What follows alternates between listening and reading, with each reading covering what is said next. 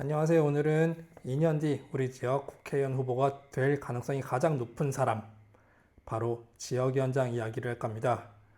지역위원장이 어떤 권한을 갖는지, 어떤 과정으로 뽑히는지, 그리고 우리가 어떤 기준으로 봐야 하는지, 누구를 뽑아야 하는지 알아보겠습니다. 전국에 지역위원회가 254개 있어요. 국회의원 지역구 하나에 하나씩. 그 지역위원회 대표가 지역위원장입니다. 한마디로 정리하면 다음 총선 후보에 가장 가까이 있는 사람이에요. 왜 그런지 이 자리가 실제로 뭘 쥐고 있는지 볼게요. 첫 번째, 사람을 임명합니다.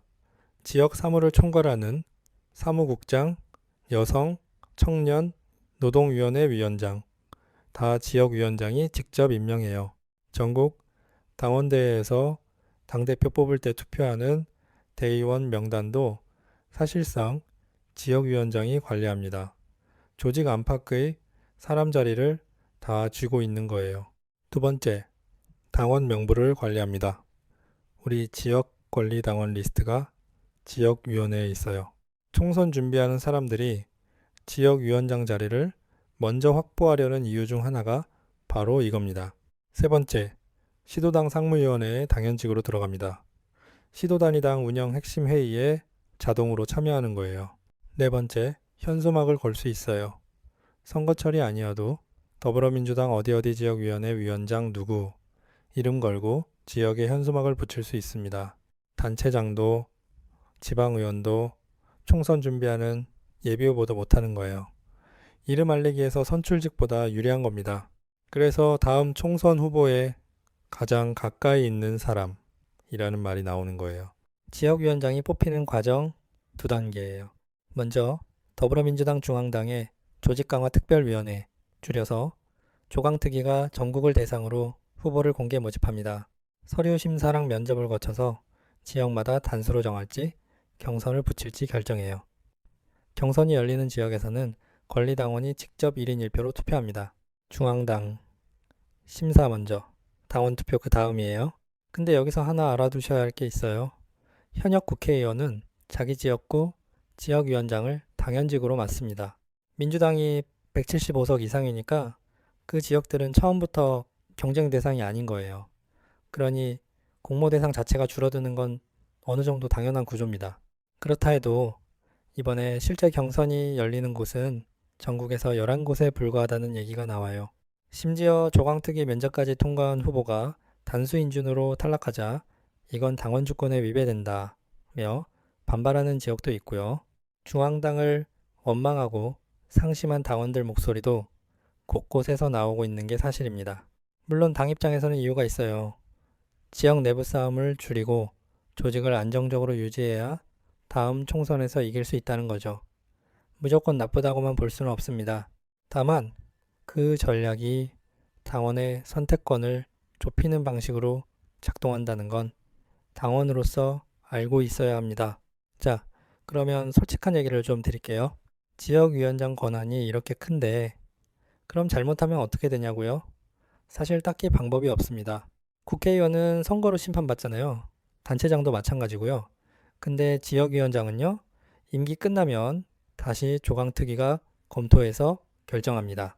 문제는 중앙당 기조가 현역이 큰 문제 없으면 그대로 간다고요. 당원이 심판하는 게 아니라 중앙당이 다시 오케이 해주는 구조입니다. 그리고 뭘 하는지 알기도 어렵습니다. 어떤 사람을 대의원으로 추천했는지, 조직을 어떻게 운영하는지 외부에서 확인할 방법이 없어요.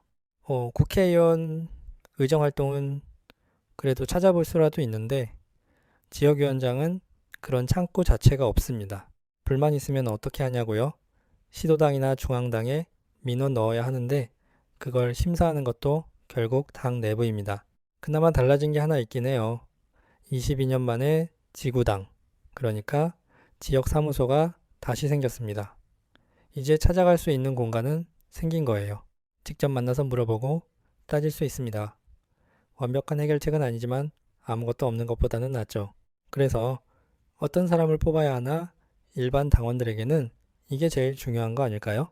첫 번째, 이 지역에서 실제로 이길 수 있는 사람인가, 이겨도 창피하지 않을 사람인가입니다. 지역위원장이 다음 총선 후보가 될 가능성이 제일 높거든요. 그러면 두 가지를 봐야 해요. 우리 지역에서 진짜 이길 수 있는 사람인지, 그리고 당선됐을 때 뉴스에 나쁘게 나오지 않을 사람인지, 이기는 것도 중요하지만 이기고 나서가 더 중요합니다. 두 번째, 자기 권한을 줄이는 데 동의하는 사람인가입니다. 지역위원장 자리가 권한이 많다고 오늘 설명드렸잖아요. 근데 그 권한을 본인이 더 갖겠다는 사람이랑 절차로 묻겠다는 사람이랑은 다릅니다. 경선이 열리는 지역이라면 후보 발언 기회가 생기니까 그때 이 주제에 어떤 입장인지 한번 들어보세요.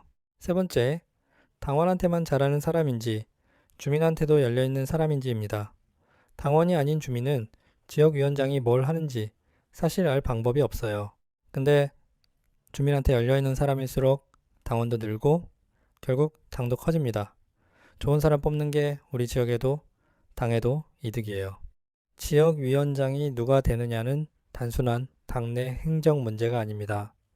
사실상 2년 뒤 우리 지역의 국회의원 후보를 미리 결정하는 예비 투표와 같습니다. 평소에 당원 명부를 관리하고 대의원을 추천하며 지역에 자기 이름을 걸고 활동하는 사람이 바로 지역위원장입니다. 선거 전날에야 처음 보는 이름이 아니라 2년 뒤 우리 지역을 대표할 진짜 후보를 지금 이 시점에 제대로 검증하고 알아두는 것이 훨씬 중요합니다. 만약 우리 지역에서 지역위원장 경선이 있다면 단 11곳뿐인 귀한 경선 지역 중 하나입니다. 그만큼 우리 지역 당원들의 목소리를 직접 낼 수 있는 너무나 소중하고 신중해야 할 기회입니다. 선출 과정이나 견제 구조가 완벽하지 않다고 해서 손 놓고 있을 이유는 없습니다. 이제 우리 지역에도 지구당이 생겼으니 직접 찾아갈 수 있고 경선이 열리는 곳에서는 당원으로서 주권을 행사할 수 있습니다. 민주당 후보니까 누군지도 모르고 투표하는 악순환을 끊고 후보를 정하는 과정에서부터 내 역할을 당당하게 행사하고 싶으시다면 이번 경선에 꼭 참여해 주세요. 우리의 소중한 한 표가 지역의 미래를 바꿉니다.